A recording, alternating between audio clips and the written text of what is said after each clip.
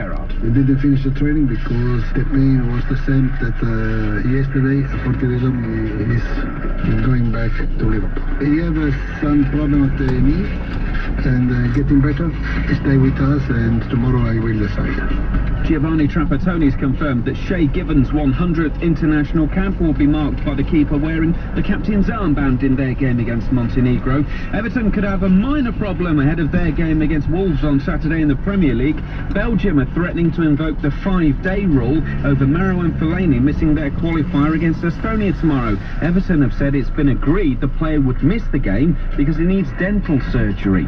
Tonight there are games in League One in England and Scotland and a game in Scottish 3 as well. In cricket, Leicestershire have said they'd like to speak with Matthew Hoggard.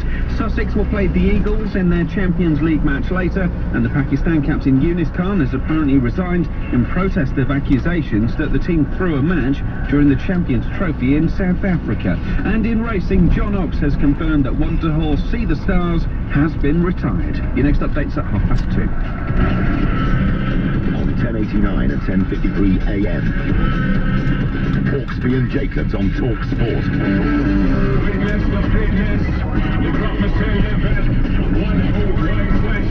Witness the fitness, the promising event, one whole one quest. Witness the fitness, the promising event, one whole one quest. Witness the fitness, the promising event, one whole one quest. Good afternoon, Paul Hawksby and Andy Jacobs here on TalkSport. That was Witness the Fitness by Roots Manoeuvre. Was it? As you well know, Andy. And because in this hour there's a bit of a fitness theme, lack of fitness, although that's kind of changed with our Arsenal fan who we did manage to fit in yesterday, who couldn't get into his shirt, so has lost a load of weight so he can pull on the red shirt. Waste of time from my point of view. Tom Dart will join us as well, the Times football writer. He took the referee's fitness course, which of course has been in the news after the comments by Sir Alex Ferguson about referee Alan Wiley. He actually went and did it and was impressed with the level of fitness that they have to reach to do the job. So Tom will be talking us through that a little bit later on in the show. We're asking this afternoon, have you ever forgot you were injured? It sounds daft, but it's easily done. So I managed to do when I said cheerio to Jeremy Kyle just before 1 o'clock, shook his hand, and he had a proper manly handshake. Not very manly, Jerry. But I'd forgotten that I still had a fracture in my right hand. It's the first time I'd shaken hands properly with anybody since I did it. So a little bit sore at the moment.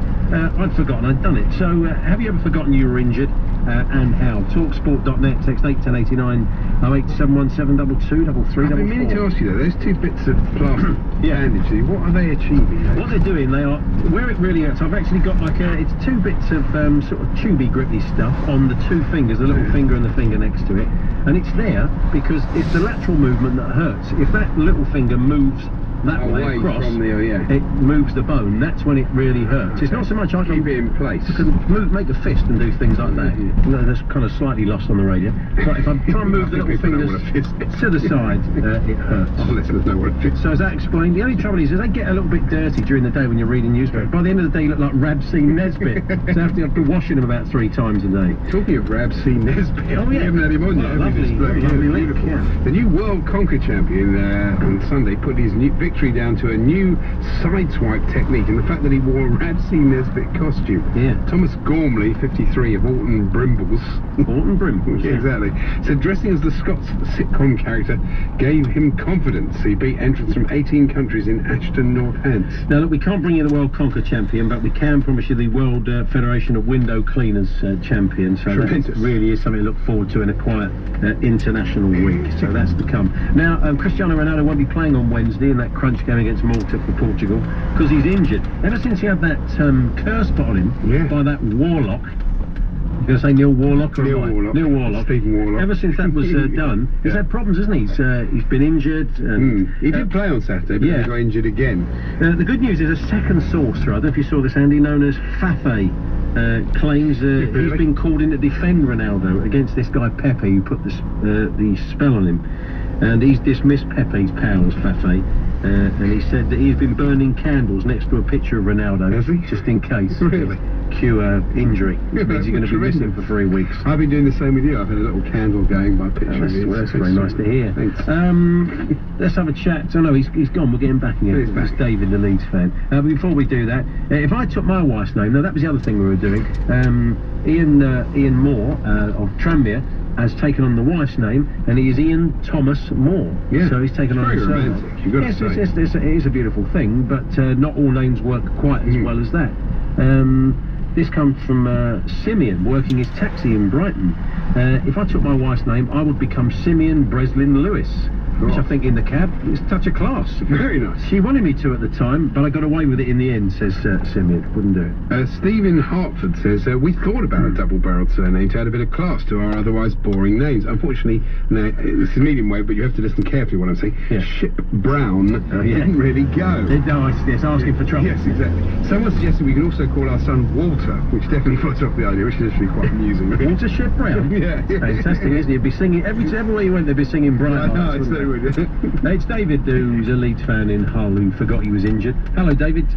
Yeah, hi there, guys. Just a quickie. I went to a Leeds match in the 90s. I can't remember exactly when. And the morning of the game, I woke up.